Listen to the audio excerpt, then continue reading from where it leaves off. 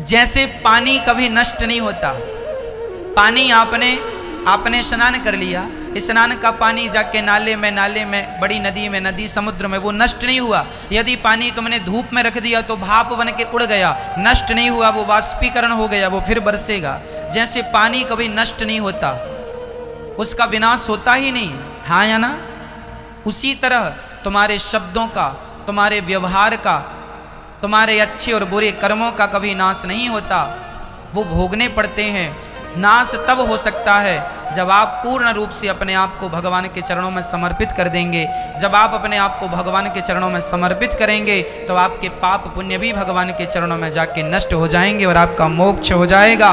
पाप पुण्य की जो बेड़ियां हैं, उन बेड़ियों से, उन बंधनों से यदि मुक्त होना चाहते हैं तो आज ही अभी अपने आप को भगवान के चरणों में समर्पित कर दो। एक सांप था, सांप, सर्प।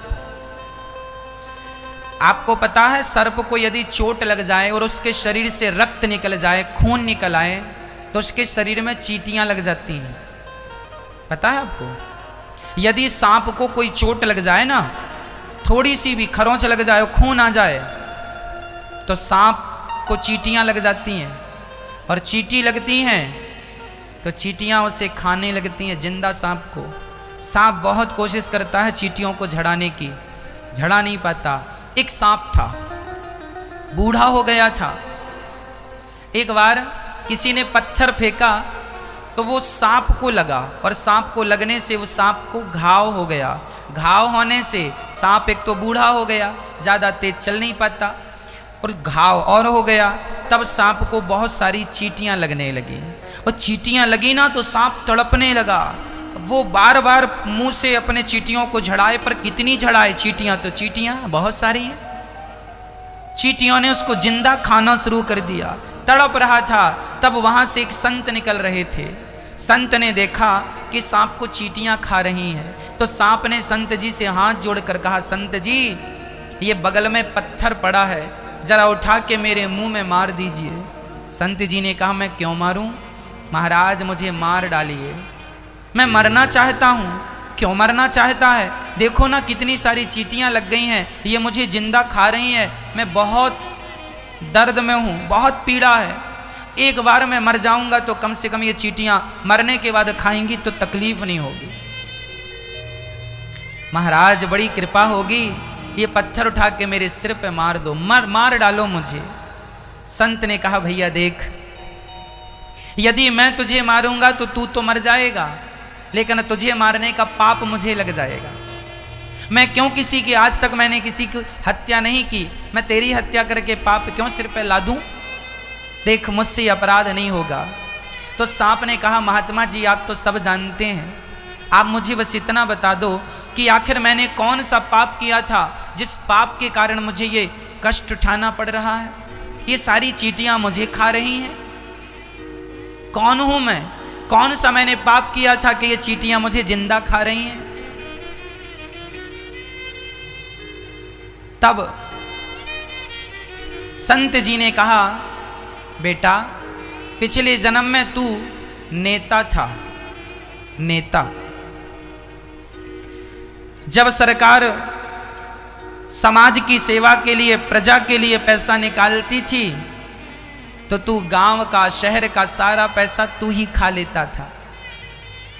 लोगों का पैसा, लोगों के नाम का पैसा तू खा लेता था। प्रजा बड़ी दुखी रहा करती थी, तूने लोगों का खून चूस लिया था। वही प्रजा ये चींटियां हैं और वही नेता तू है। तूने इनका खून चूसा था, इस जन्म में ये तेरा खून चूस रही हैं। किए का दंड देर सवेर मिलता जरूर है। ईश्वर के घर देर बहुत हो सकती है पर अंधेर नहीं हो सकती।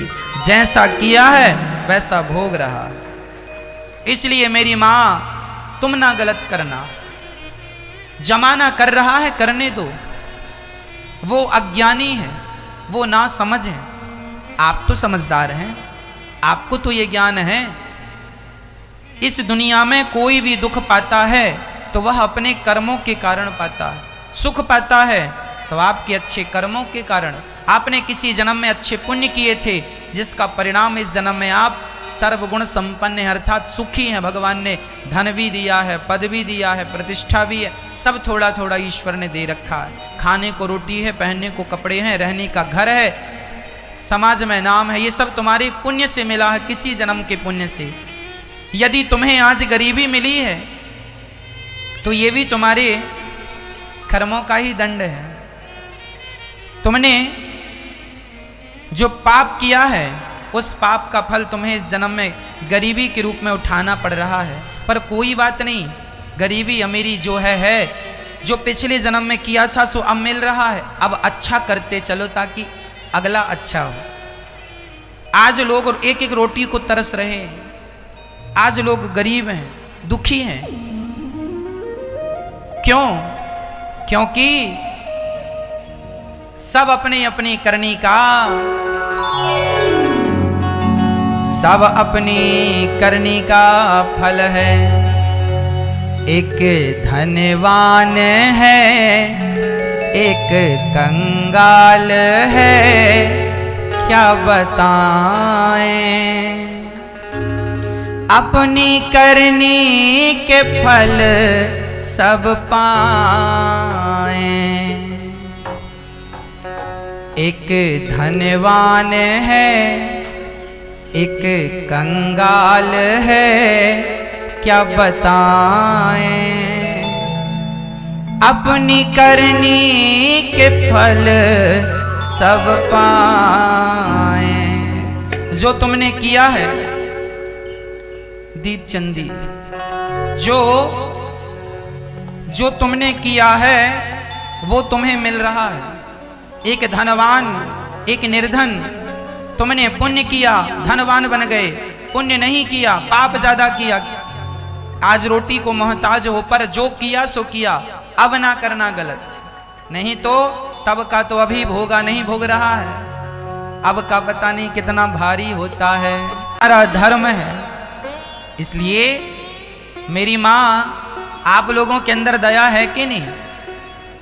आज लोगों के अंदर से न मैया दया चली गई है।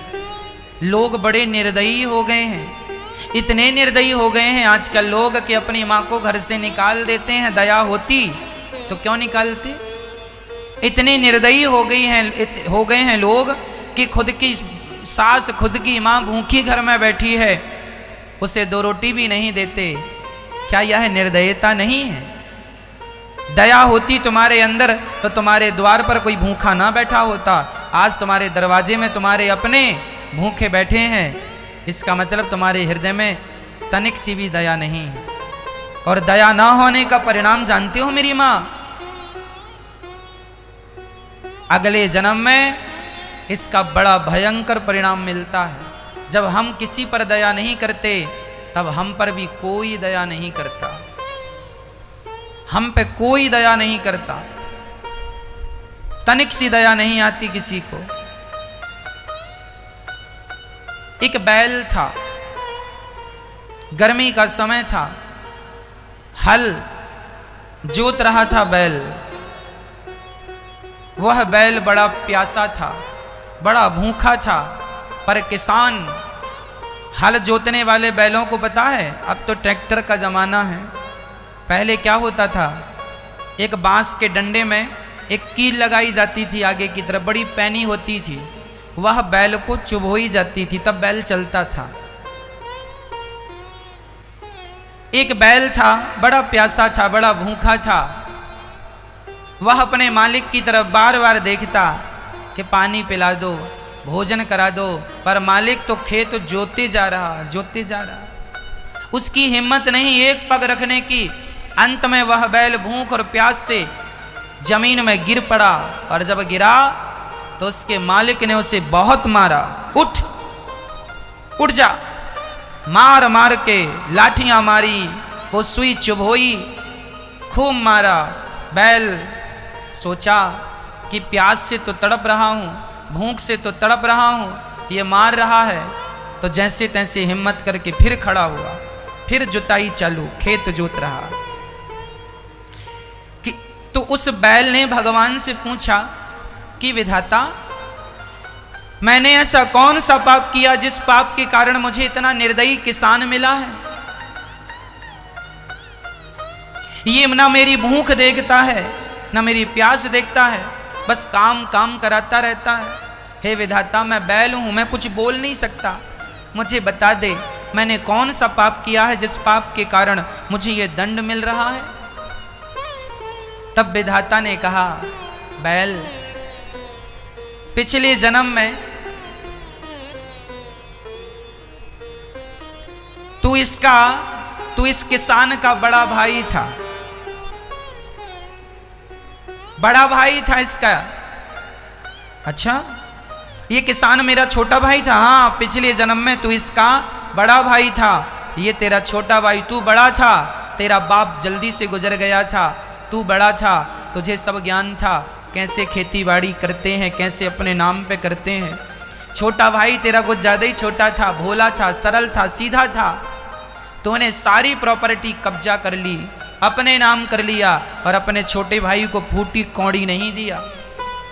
तेरा भाई भूखा रहा करता था, तुझसे कहा करता था, भाई वो खेत मुझे दे दे, पिता का है, थोड़ा सा तो हो, तो तू घर से निकाल देता था, चला आया खेत मांगने। तेरा भाई भूखा सोता था, भूखा, उसके पास कोई साधन नहीं था, न पानी पी सकता था बढ़िया सा, शुद्ध पानी नहीं था, प्यास लगे तो वो नल जाता था, वहां पी के आता था। बर्तन तक खरीदने के पैसे नहीं थे कि माटी का एक घड़ा खरीद लाए। कभी कभी प्यासा सो जाता था कि चलो अब कौन रात्रि को पानी पीने जाए, घड़ा खरीदने की हैसियत नहीं थी। और तू बड़ा हलवा पूड़ी छानता था, उसकी संपत्ति पर तूने कब्जा कर लिया और उसे बड़ा सताया था तूने, उसे बड़ा कष्ट दिया था तूने। वही तेरा भाई इस जन्म में तू बैल बन के आया और वह अब खेतों का मालिक बना है और तुझे बैल बना के अपने खेत जुतवा रहा, भूखा प्यासा रखता है। क्यों रखता है? क्योंकि ये पिछले जन्म का हिसाब किताब चल रहा है। इसलिए हम कहा करते हैं, किसी को दोष ना दिया करो। जब आपके जीवन में कष्ट आए, संकट आए, विपत्ति आए, तो समझ लेना कि आपके किए हुए कर्मों का फल मिल रहा है। इस जन्म में ना सही, किसी जन्म में सही, तो मैंने जो अपराध किए हैं, जो पाप किए हैं, वह तो भोगना ही पड़ेगा। इसलिए हम कहा करते हैं, मैया जी दया करना जरूरी है।